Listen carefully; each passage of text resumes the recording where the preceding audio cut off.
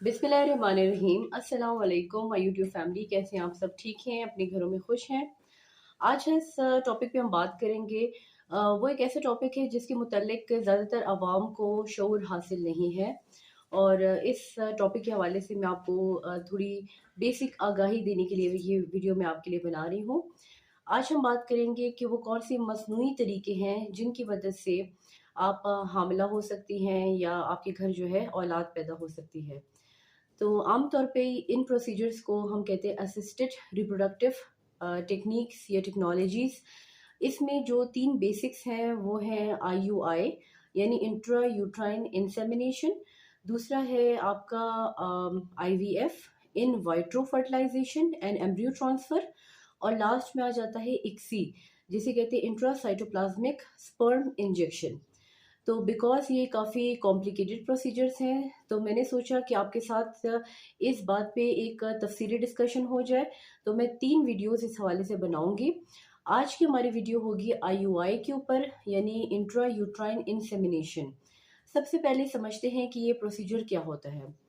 Intra uterine insemination का मतलब होता है कि जब खातून के रहम के अंदर यानी कि उसके बचतानी के अंदर जब उनके हस्बैंड का स्पर्म इंजेक्ट किया जाता है, स्पर्म डाला जाता है, तो इसे कहते हैं इंट्रा यूट्राइन इंसेमिनेशन। और ये प्रोसीजर किस कपल को ऑफ़र किया जाए? ये उन कपल्स को ऑफ़र किया जाता है जिनमें कुदरती तौर पे अज़वाजी ताल्लुक़ कायम ना हो सके। जैसे हमारे पास काफ़ी केसेस आते हैं जिनमें हस्बैंड को इम्पोटेंसी होती है, यानी कि वो अपना अज़वाजी ताल्लुक़ कायम नहीं कर सकते हैं। और ये बहुत ही कॉन्फिडेंशियल इंफॉर्मेशन होती है। इस बारे में हस्बैंड एंड वाइफ किसी को बता भी नहीं सकते हैं और बहुत ही सेंसिटिव इशू होता है। और ये बात सिर्फ एक डॉक्टर के साथ ही वो डिस्कस कर सकते हैं।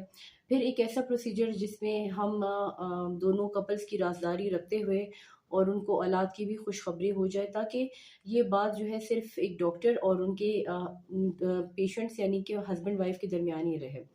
तो इसके लिए सबसे इम्पोर्टेंट जो चीज़ है वो है कि जो खातून होती है इसकी ओवुलेशन हो रही हो। क्योंकि सिर्फ हम जो काम कर रहे हैं वो हस्बैंड का स्पर्म अंदर यूट्रस के अंदर डिपॉजिट कराने का काम कर रहे हैं, पहुंचाने का काम कर रहे हैं।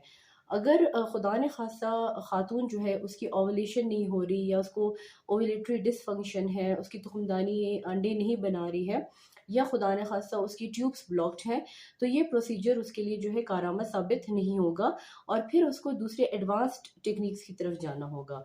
तो आईयूआई उन कपल्स के लिए होता है जिनमें हस्बैंड में ज़्यादा प्रॉब्लम हो, लाइक इम्पोटेंसी।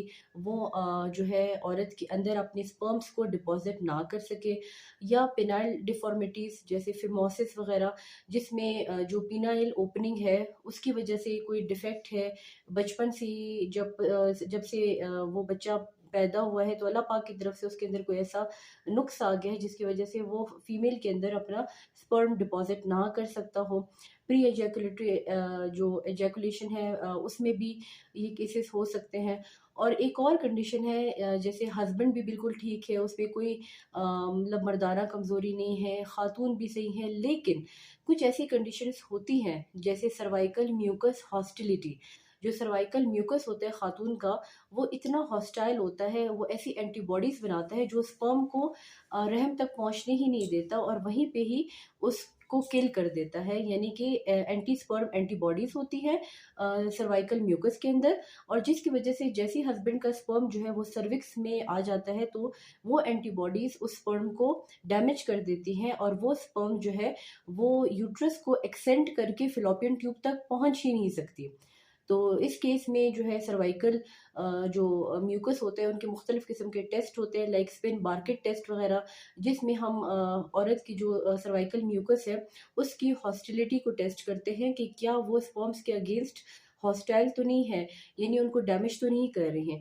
तो ये दो मेन कंडीशंस हैं। और इसके अलावा अगर हस्बैंड का स्पर्म के पैरामीटर्स बहुत ही लो है, लाइक स्पर्म काउंट बहुत ज़्यादा कम है, या जो स्पर्म की मोटिलिटी है वो इतनी वीक है कि वो जो है आप पहुंच नहीं सकता ओवम तक, या मॉर्फोलॉजी के अंदर डिफेक्ट है, क्योंकि इसमें हम लोग स्पर्म प्रिपरेशन करते हैं।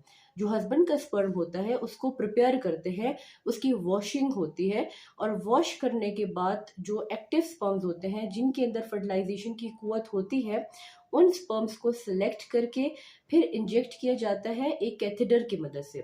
कैथेटर और ये जो वॉल्यूम होता है प्रिपेयर्ड स्पर्म्स का, ये तकरीबन 0.7 ml की क्वांटिटी होती है, और इसको कैथेटर की मदद से औरत के रहम के अंदर जो है इंट्रोड्यूस किया जाता है, और ख्याल किया जाता है कि ये औरत की यूट्रस के फंडस को टच ना करे, और इस तरह से रिलीज किया जाता है ताकि स्पर्म्स जो है बासानी सर्वाइकल म्यूकस को बाईपास करते हुए यूट्रस तक पहुंच सके, और वहां से एक्सेंड करके फिलोपियन ट्यूब तक पहुंच सके और ओवम को फर्टिलाइज कर सके।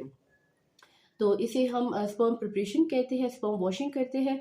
अक्सर पेशेंट्स का ये सवाल होता है कि डॉक्टर साहबा क्या ये पेनफुल प्रोसीजर है, क्या इसमें दर्द या तकलीफ होती है? तो सिंपल सिर्फ माइल्ड क्रैम्पिंग सी हो सकती है, इसके अलावा कुछ भी नहीं। और जैसे ही आपने अपने ये प्रोसीजर करा लिया, IUI करा लिया, उसके तकरीबन 10 to 14 डेज के बाद आप अपना बीटा HCG टेस्ट करेंगे, यानी यूरिन प्रेगनेंसी टेस्ट करेंगे या सीरम बीटा HCG टेस्ट करेंगे। अगर ये पॉजिटिव आ जाता है तो दैट मीन्स कि आपका IUI प्रोसीजर जो है वो सक्सेसफुल रहा, और उसके बाद आप अच्छी सी फॉलिक एसिड, मल्टीविटामिन्स और ऐसी मेडिसिन जिसकी वजह से लाइक डोफास्टोन, प्रोजेस्ट्रॉन जो होती है, और ग्रेविबिनॉन के इंजेक्शंस लगाएं ताकि आपका जो हमल है वो ज़ाया ना हो, और ये बहुत ही अच्छा से प्रोग्रेस कर ले, और 9 मंथ्स की सक्सेसफुल एंटीनेटल के बाद आपका जो है अच्छा सा प्यारा सा बेबी डिलीवर हो सके। तो उम्मीद करती हूँ कि मेरी आज की वीडियो जो कि इंट्रायूट्राइन इंसेमिनेशन पे थी आपको पसंद आई होगी। नेक्स्ट वीडियो में हम बात करेंगे आर्टिफिशियल रिप्रोडक्शन टेक्निक के दूसरे इंपॉर्टेंट चीज़ पे, IVF पे, जो कि एक महंगा प्रोसीजर है, और इस पे डिस्कस करेंगे कि ये महंगा क्यों है, एम्ब्रियो ट्रांसफ़र क्या होता है, इक्सी क्या होती है। तो जुड़े रहे मेरे साथ मेरी अपकमिंग वीडियोज़ के लिए। तब तक के मिलते हैं नेक्स्ट वीडियो में। मेरी तरफ से अल्लाह हाफिज़।